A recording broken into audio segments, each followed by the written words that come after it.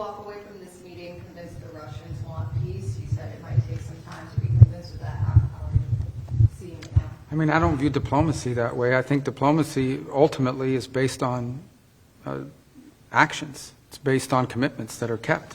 So I think I came away today convinced that they are willing to begin to engage in a serious process to determine how and how quickly and through what mechanism can an end be brought to this war.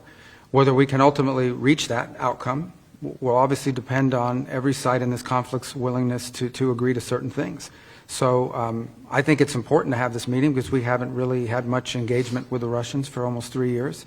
And it sets the table for future conversations. How that turns out will be up to the parties and their willingness not just to make commitments but to live by them. That'll be tested in the weeks to come. But I can tell you again, as I reiterate, President Trump has made it very clear during the campaign he thought this conflict needed to end. He's the only leader in the world that could have started a process that we saw here today, and this process is going to continue. And when you talk about an enduring and sustainable end to the conflict, it means one that's acceptable to everyone involved in it. And that obviously includes Ukraine, but also our partners in Europe, and of course the Russian side as well. Sorry, I didn't mean to jump in there, but I just wanted to also take a moment, I think on behalf of all of us and the President, to thank our partners in Saudi Arabia, to thank our hosts for bringing this together, and particularly the Crown Prince Mohammed bin Salman and his team. We are moving quickly, which means they moved very quickly to be such gracious hosts, and we certainly are all appreciative. Absolutely. As the last question, will the Saudis take on a more active mediation role as these talks move forward? Well, that's a decision for the kingdom to make, but I can tell you that the Kingdom of Saudi Arabia is playing an indispensable role in making today possible. Not just hosting us, but bringing the parties together to have these conversations. I think it's something we're very grateful for. Something we're very grateful for the partnership that we have with them on a host of issues, and this being one of them, where we thank them for doing it, and we hope that they will. I think they've offered, and I believe that they will continue to be helpful in any way they can. Thank you all. Really appreciate it. Thanks. Can I just add a couple? I'll be extremely brief. I know you're running quickly. So what is the next step now? The high-level team you mentioned is number 2 or number 3. Yeah, so let me walk you through the next step is multi-track. The first next step is working through our respective teams at the diplomatic side just to ensure that our diplomatic missions can function. There's been a series of reciprocal actions taken over the last 10 years that have really diminished our ability to operate in Moscow, as an example, and they would argue their ability to operate in Washington. We're going to need to have vibrant diplomatic missions that are able to function normally in order to be able to continue these conduits. The second is a high-level team, including those who are experts on these topics, the technical side, to begin to engage with their side on parameters of what an end to this conflict would look like. And on that front, obviously, there's going to be engagement and consultation with Ukraine, with our partners in Europe and others. But ultimately, the Russian side will be indispensable to this effort, and so that process will begin. And then the third is, together with those other two, is beginning to engage in identifying the extraordinary opportunities that exist should this conflict come to a acceptable end, the credible opportunities that exist to partner with the Russians geopolitically on issues of common interest, and frankly economically on issues that hopefully will be good for the world and will also improve our relations in the long term between these two important countries. So all three of those efforts will be happening in conjunction with one another.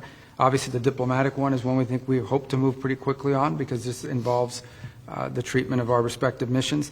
The second one will be difficult, which is the question of Ukraine and the end of that conflict. But I think that's essential in order for the third piece to even be possible, which is our ability to work together on other geopolitical matters of common interest and, of course, some pretty unique, potentially historic economic partnerships as well.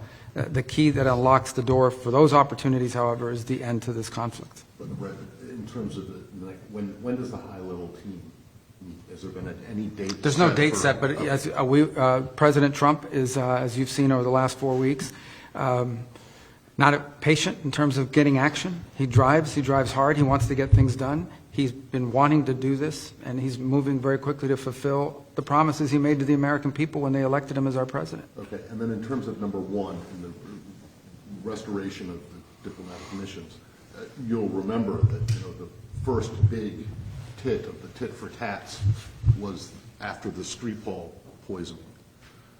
And the U.S., under one of your predecessors, Mr. Tillerson, expelled a lot of Russian diplomats, to which they responded. The consulate in St. Petersburg got closed down by the Russians. You guys closed down the consulate in Seattle, and several others. Are those going to reopen?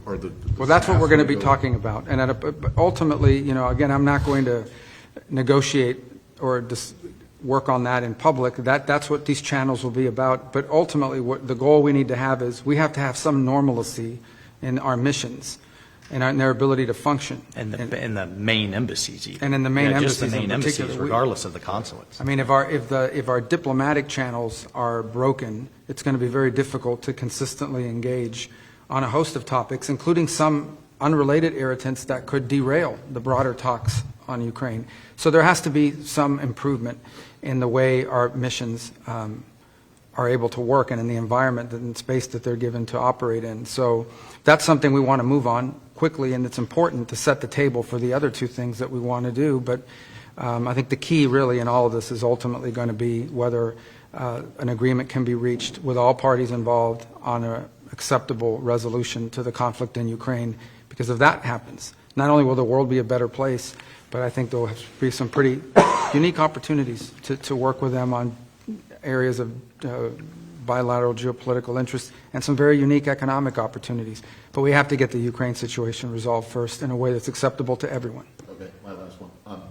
But does that mean if you get the staffs back to the normal operational level at staff at the embassies, that you consider the Skripal case, the Crimea annexation, to be closed? There are no longer issues? Because I think, you mentioned that Keir Starmer is going to be in Washington next week. I can imagine that the Brits won't be particularly.